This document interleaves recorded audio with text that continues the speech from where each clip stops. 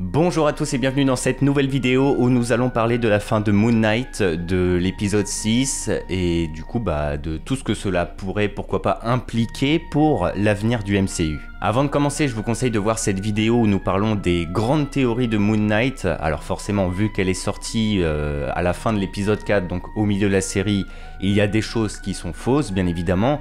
Mais étant donné qu'on parlait de la série dans sa globalité, eh bien, il y a toujours des questions et des mystères qui sont toujours d'actualité. Comme ça, on va pouvoir éviter de répéter mot pour mot ce que je vous disais déjà dans cette vidéo, quoi. D'ailleurs, je m'excuse que la vidéo ne sorte que ce dimanche et pas mercredi, mais bon, vu qu'il y avait Doctor Strange Multiverse of Madness, voilà, on avait des priorités, Bref, n'hésitez pas à vous abonner, on a beaucoup de travail pour les semaines à venir là. Pour commencer, nous pouvons faire un rapide point sur la série dans sa globalité, par rapport aux comics, etc. Comme chaque série Marvel, bien évidemment, il y a beaucoup de références aux comics, surtout quand il s'agit de l'origin story du héros, donc soit son histoire, on va dire, de base. Nous retrouvons bien évidemment le TDI, le trouble dissociatif de l'identité qui caractérise Mark en tant que héros, son décès en tant que mercenaire avant sa renaissance par Khonshu pour qu'il devienne le Moon Knight. On retrouve Stephen Grant, l'Énéade et tout le délire des dieux d'Égypte. Marlène Alron qui est ici retranscrite en tant que Layla. On retrouve l'hôpital psychiatrique avec le road trip de Mark provenant des comics de Jeff Lemire. Bref, il y a énormément d'éléments des comics. Néanmoins, la série s'est quand même permis plusieurs libertés, et notamment une que je trouve intéressante. C'est le fait que Layla soit l'avatar de Taweret, la déesse hippopotame qui guide Mark et Steven vers l'au-delà entre guillemets. On ne va pas se mentir, c'est clair que c'est pour que le personnage de Layla soit plus impactant et plus important dans la série et l'avenir du MCU. Layla étant la représentation de Marlène, la femme de Mark et la fille du défunt archéologue Peter Alron, eh bien cette dernière dans les comics, n'a pas beaucoup d'impact scénaristique. Même si c'est une combattante aguerrie, etc., elle symbolise presque la princesse entre guillemets que le héros doit sauver dans les premiers comics. Donc là c'est plutôt intéressant. Layla, quand elle devient une super-héroïne, s'appelle The Scarlet Scarab, soit le scarabée écarlate. C'est une référence aux comics bien sûr. Le scarabée écarlate est un super-héros égyptien provenant de vieux comics, mais en vrai il est très peu apparu, il a peu d'impact, et c'est je trouve un bon rappel du fait que même si les comics sont une source d'inspiration, Marvel Studios font ce qu'ils veulent. Tout ça donne du poids à Layla pour le MCU, d'ailleurs je trouve que Layla est quand même un bon personnage, et il est clair du coup désormais qu'elle aura un impact dans le futur. Et puis j'ai oublié de le dire, mais Taweret c'est pareil, elle n'existe pas dans les comics, donc voilà. D'ailleurs c'est comme pour Arthur Euro et Amit, choix plutôt surprenant car dans les comics, Arthur ce n'est pas un méchant très connu de Moon Knight, et Amit c'est un peu la même chose parmi la panoplie de dieux d'Égypte qui existe. Il y a vraiment un désir dans cette série de créer du neuf, du nouveau, et du coup ça peut vouloir dire également que les ennemis iconiques de Moon Knight pourront être adaptés à l'avenir, maintenant que l'origin story est passée. On le rappelle vite fait, mais voilà, les Midnight Suns, vous êtes beaucoup à les attendre, et Marvel le sait très bien, et on tend de plus en plus à les avoir un jour. Blade a été teasé, Black Knight a déjà été introduit, Moon Knight, du coup, c'est fait, Werewolf arrive pour Halloween, bref, il y a un gros futur pour Moon Knight. D'ailleurs, il existe aussi un futur pour l'univers qu'apporte Moon Knight, car pour le moment on se concentre beaucoup sur le personnage et le héros, mais toutes les thématiques qui l'entourent sont importantes. C'est l'arrivée par exemple des dieux d'Égypte, des avatars, des mythes et légendes, et tout ça désormais,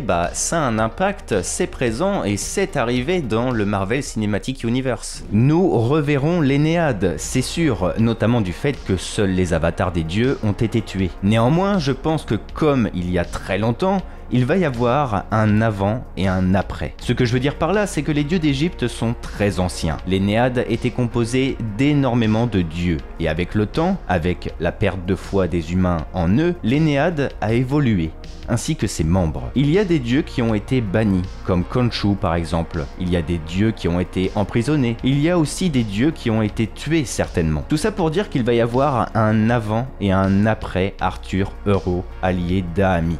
L'Énéade va, je pense, encore évolué. Une partie de l'humanité a désormais conscience que les dieux égyptiens existent et se cachaient depuis tout ce temps. Bref, c'est une nouvelle ère qui démarre. Et qui dit nouvelle ère, dit possiblement une nouvelle composition de dieux pour l'Énéade, et cela peut vouloir dire beaucoup pour l'avenir du MCU. Dans la série, l'Énéade était composée d'Osiris, le chef de l'Assemblée, d'Horus, Hathor ou encore Tefnaut, mais il existe plein d'autres dieux. Par exemple, maintenant que les dieux et leurs avatars ont été introduits, eh bien je verrais bien pourquoi pas la déesse Bast à l'avenir pour refaire partie de l'Énéade. Tout le délire du film Black Panther baigne complètement dans ce que nous apporte Moon Knight, et je dirais même que cela solidifie l'univers apporté par Black Panther. Nous pourrions enfin être témoins d'une représentation de Bast, sachant que Black Panther 2 arrive en fin d'année, et qu'en plus, il est certain que le film signifie l'arrivée d'un nouveau ou d'une nouvelle Black Panther,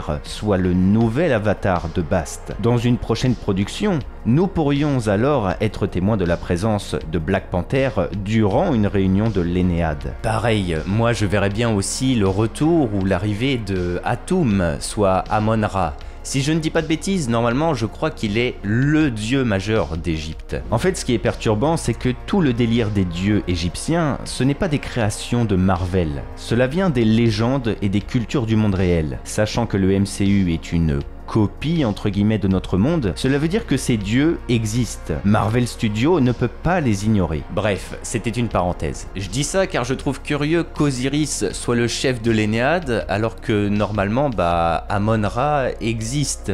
Mais bon, voilà, ce n'est que ma pensée. Mais du coup, pour revenir à ce que je disais, l'arrivée d'Amon-Ra pourrait signifier l'arrivée du Sun King, un antagoniste connu et puissant de Moon Knight. En gros, le Sun King, c'est l'avatar d'Amon-Ra. Amon-Ra est d'ailleurs le père de Khonshu, et son opposé, puisqu'il est le dieu du soleil. Sachant que Khonshu est toujours banni de l'Énéade, et que, pire que ça, il a tué Ahamit, ce qui veut dire qu'il a tué une déesse, eh bien je me demande si ce n'est pas quelque chose d'interdit. Tous les dieux, aussi vils soient-ils, sont enfermés. Tuer une divinité est un acte qui dépasse tout ça. Déjà que Khonshu n'est pas apprécié de l'Énéade, bref, voilà quoi. Bon, et maintenant il faudrait quand même que nous parlions de Jake Lockley, on l'a quand même attendu, ce boug. Pour rappel, Jake est la troisième identité de Mark dans les comics. On a Mark Spector, le mercenaire et identité principale, Stephen Grant, un riche playboy, et enfin Jake Lockley, un magouilleur et chauffeur de taxi. Il y a clairement des discussions à avoir concernant Jake, car c'est vraiment la partie mystère de la série. Et du coup, suite à l'épisode final, je vous avoue que j'ai imaginé une belle théorie et j'espère qu'elle va vous plaire. Déjà, il y a deux questions importantes à se poser. Est-ce que Khonshu se jouait de Mark depuis le début de la série? Et en fait, Jake était son véritable avatar. Mais surtout, comment est né Jake Lockley? Pour la première question, il semblerait que ce soit le cas, dans le sens où il est impossible de faire confiance à Khonshu. Mark ne lui a jamais fait confiance, Steven non plus. Et la fin de la série nous traduit clairement que Khonshu était le grand mastermind. D'ailleurs, on en revient à une précédente vidéo où nous parlions du personnage de Moon Knight, mais le TDI, soit le trouble dissociatif de l'identité, est une aubaine pour Khonshu.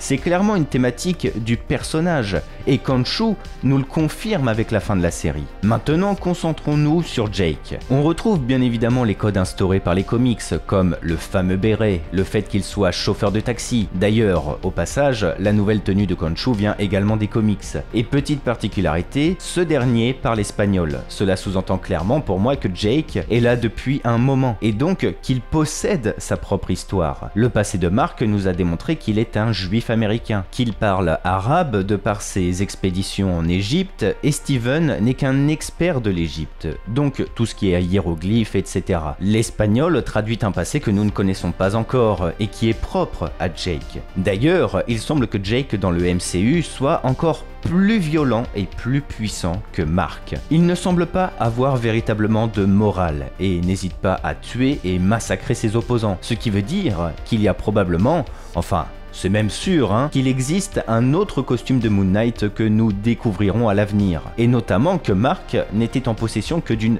partie des pouvoirs de Khonshu, puisque Jake a détruit Arthur qui était en possession des pleins pouvoirs d'Amith. Et du coup, c'est là que j'ai une théorie à vous proposer concernant la naissance de Jake. Nous avons appris de par la série que quand Mark était jeune, la mort de son frère et le reniement de sa mère a créé chez lui un traumatisme qui a donné naissance à son trouble de l'identité. Steven est alors né, et deux identités se sont partagées le même corps. Or, désormais, nous connaissons l'histoire de Mark en détail. Ce dernier a ravivé tous ses souvenirs et a pleinement conscience de son trouble dissociatif de l'identité et de son histoire. Il est le créateur de Steven et il lui cédait le corps dans les pires moments afin de les éviter. Sauf que ce qui est troublant, c'est que Mark n'a aucunement conscience que Jake existe, tout comme Steven, et c'est là que c'est intéressant. Je crois, et je suis même sûr que Mark n'a pas créé Jake.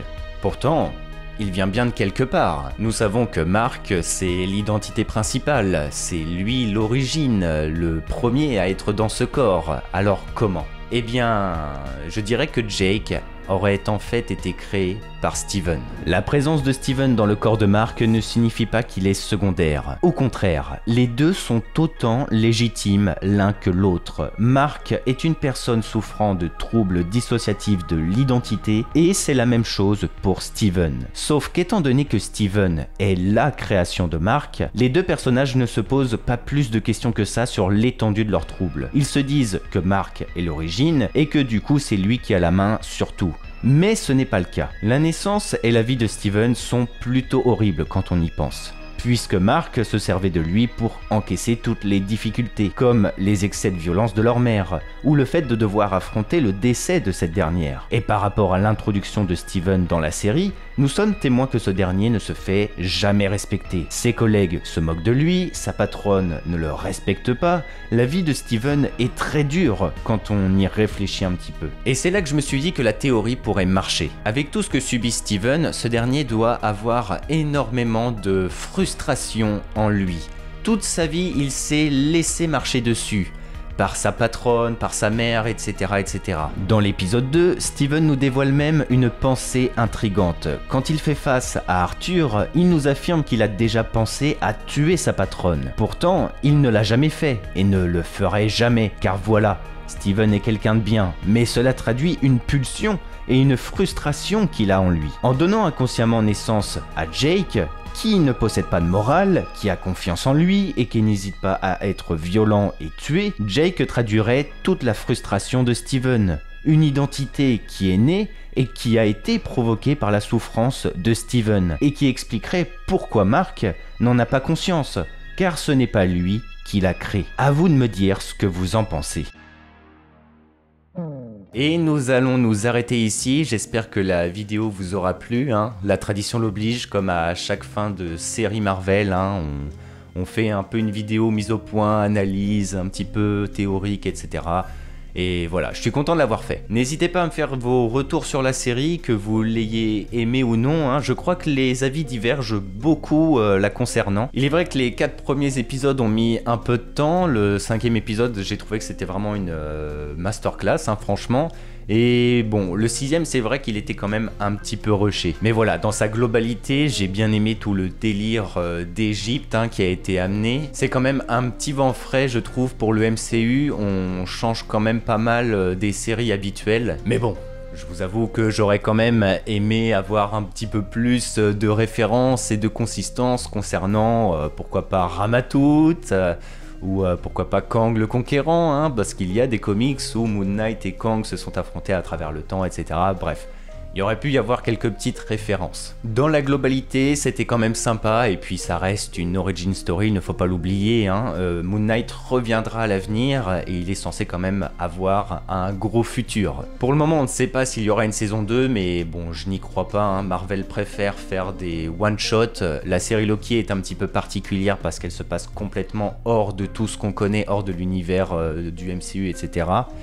Donc voilà, Moon Knight a plus de chances pour moi de revenir dans un film ou une autre production. N'hésitez pas à me dire si vous voulez qu'on reparle de Moon Knight à l'avenir, hein. Je pense que si l'on creuse un petit peu, il y a moyen de dire plein d'autres choses, hein, mais bon, ça dépend vraiment de si ça vous hype ou pas quoi. N'oubliez pas le petit pouce bleu, n'oubliez pas de vous abonner, on a beaucoup de travail dans les semaines à venir, et puis écoutez, bah c'était Argorok, hein. Que le Lionheart soit avec vous, allez, ciao tout le monde.